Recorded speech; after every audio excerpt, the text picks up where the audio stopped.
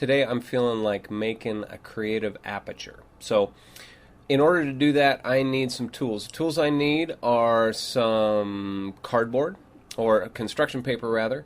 I need some tape, I need a Sharpie or a ballpoint pen, 2.8 aperture, and an X-Acto. I need some sharp scissors, and I also need a creative aperture kit with some blanks in it so I can make my own shapes, because the star and the heart, they're they're so like 2009.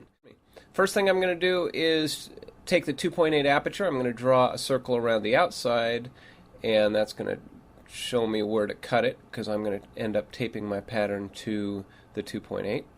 And then I'm going to draw a circle around the inside, and that's going to tell me how much room I have to work with on my pattern.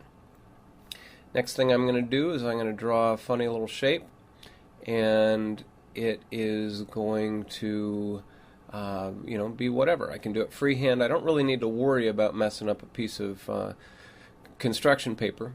I'm going to cut it out, and it goes really, really quick this way.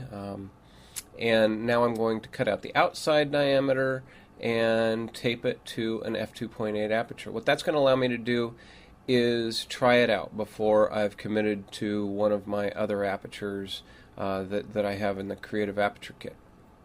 Cut off the tape. I'm going to clean it up a little bit. I'm going to go shoot with it, and sure enough, it's exactly what I want. So I'm now going to trace that shape right over the creative aperture, and now I've got a funny little shape on my creative aperture that's not yet a creative aperture.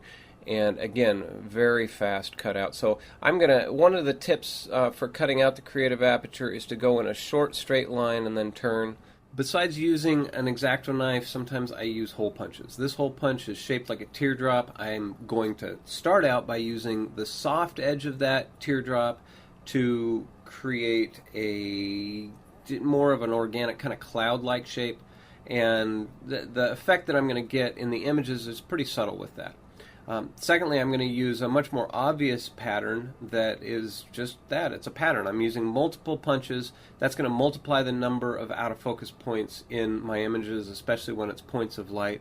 And then the last is an angular shape that's using the pointy end of our beautiful little teardrop to create the aperture. So I'm ending up with 4 different apertures. The first one, I created my own little ghost-type crazy shape. I don't know exactly what it is.